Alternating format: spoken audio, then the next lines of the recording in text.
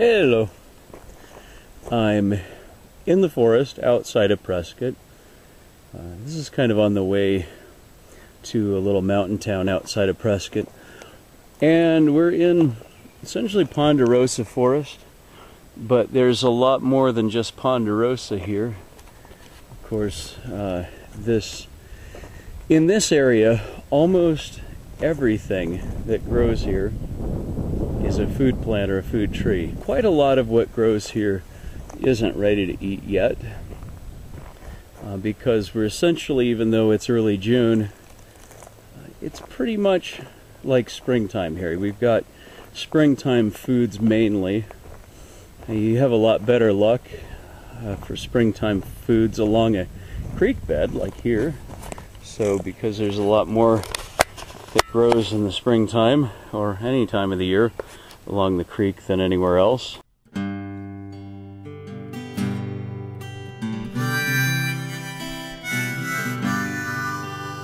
This man was carved from ice, was chiseled like a stone. He was chipped away and broken. He was hard as wood or bone, but his heart was right. Yeah, his heart was right, and he was reaching for the light.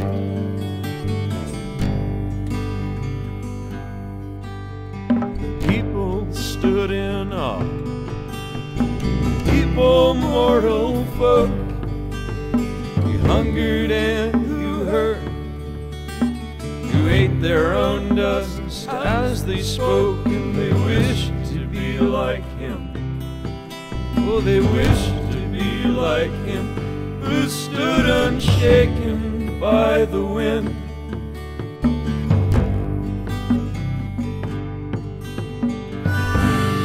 As I said, most of these won't be ready really till later, but to begin with, there's some pine trees and they've got new growth.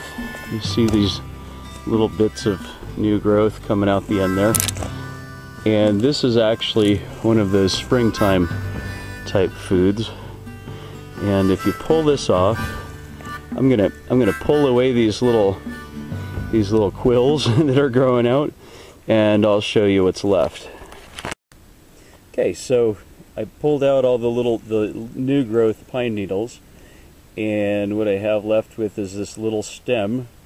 And when I eat it raw, it's got a combination of sort of a lemony kind of taste, sort of like a lemon, with a little bit of a pitchy taste. It might be a little more along the lines of an orange peel flavor than anything else, but you might find it a little more agreeable if you boiled it up with a whole bunch of others. And right here I've got growing. Guess what this is? Can you guess by the leaves? This is a canyon grape vine, and as the name suggests, well, grapes grow on here. So most canyon grapevines that I've found don't have any grapes on them, but this is going to be an exception, because you can see that it's got some flowers that are about to pop out on here, and after that you'll have grapes on this vine. So if you find something like this, it may not be time to eat the grapes yet, but remember where it is, because later on you're going to have food, or wine if you like. Okay, so this grapevine is flowering. Now they're not real exciting looking flowers, are they? They're just little fuzzies. But that would be an indication that this will probably have good fruit later on, good berries. So there's a lot of these actually down through this creek, through this ravine that look like they show promise. Again, you see these on a young tree. You recognize these, right? I just showed you earlier me pulling the needles off one of these on a pine, but same thing.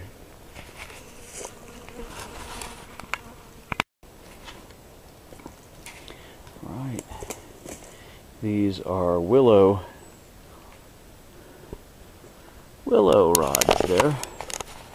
And what they're good for is anything where you need a very straight shaft of wood. Straight, narrow, thin, like an arrow shaft, for example, among other things. Also, the smaller ones, the thinner ones, can be used in basket weaving to make the structure of whatever it is that you're weaving together or tying together with the weaving process.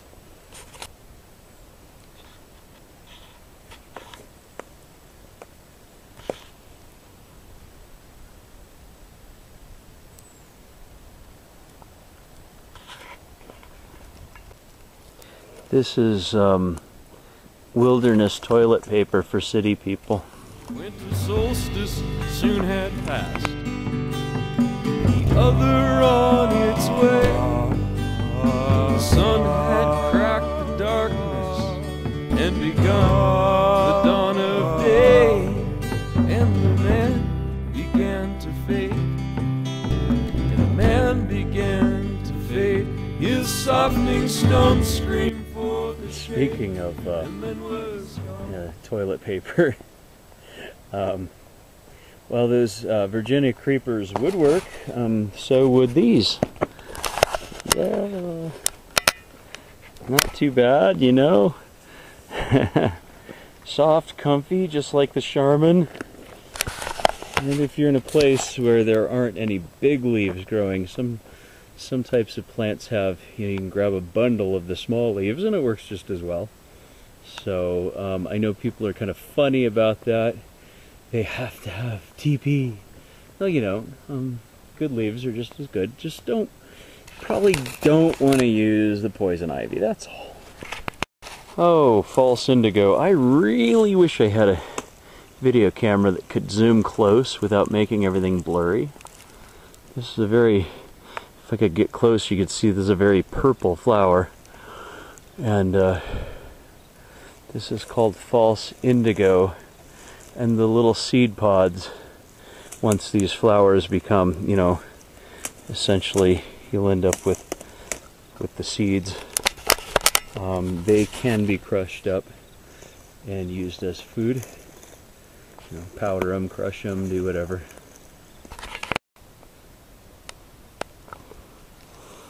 Well, this is pointleaf manzanita. You recognize the manzanita by the color, that very cool color of the bark. You've seen that in bird cages before. The manzanita berries are edible either now when they're green or later when they turn kind of a deep brown red, a little more red than the bark of the plant. Right now, if you eat them, they'll taste kind of like, well, almost identical to a green apple. So I'm at almost 57,000 feet above sea level in Yavapai County outside of Prescott right now.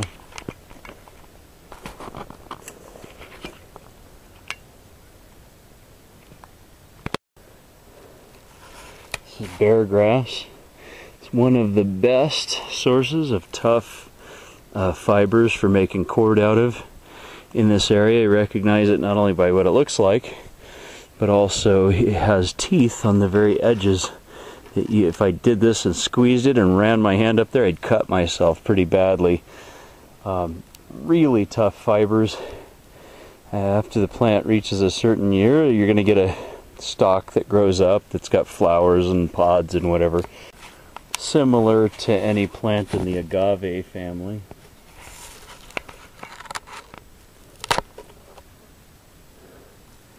And there's the flower stalk for bear grass. There you go.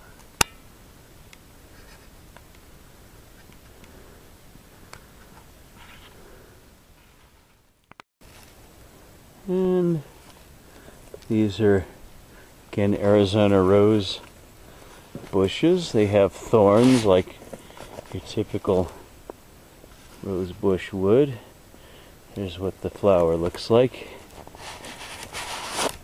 Arizona rose. And right underneath the flower, you'll have the fruit will start to grow underneath there. I just killed the flower, nice. The fruit actually will grow at the very base of that flower there. And that, of course, is a source of vitamins, nutrition, whatever. They don't taste spectacular. If you've ever had rose hips, you know what rose hips taste like. But they're very healthy and excellent food if you're living out in the wild.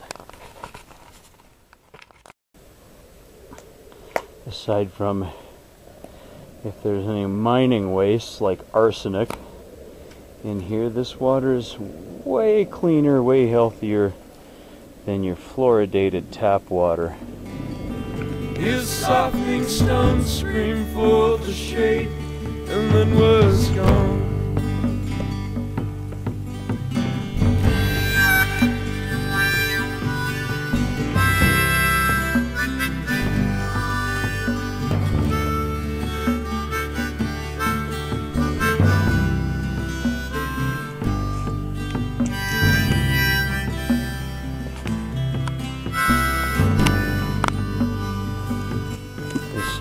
Creek sand has some clay content in it, so somewhere around here be nice, might be lucky and find clay pottery. Well, this is a really cool find. This is called skunk bush. It's related to poison ivy, but it's not poison ivy.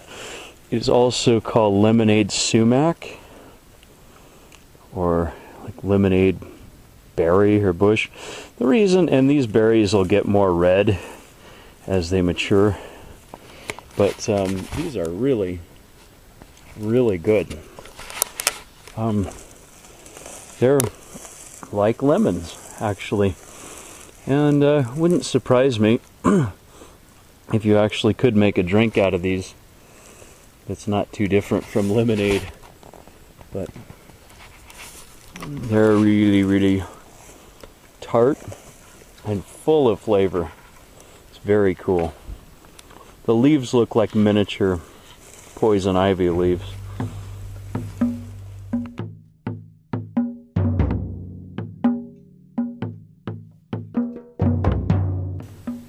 The berries are fuzzy.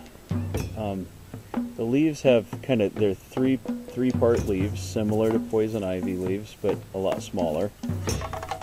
And the berries, as I said, they'll get red as they grow older. They're fuzzy, and if you squeeze them, they're very sticky. Generally speaking, the higher the elevation you are, provided, well, certain plants grow within a certain range of elevation. So from between 4,000 and 7,000 feet, for example. The higher the elevation you are, generally, the later the fruit or whatever it is that grows on that plant or tree ripens.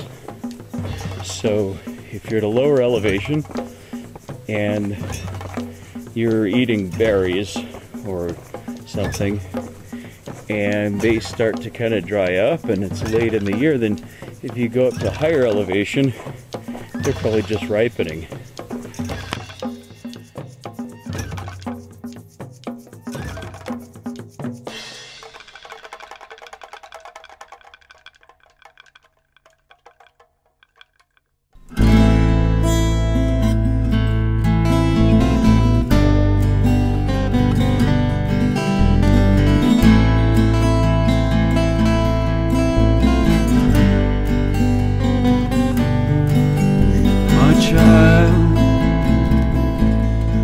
I did not leave you. No smile of no hand. I know and will not end. I can feel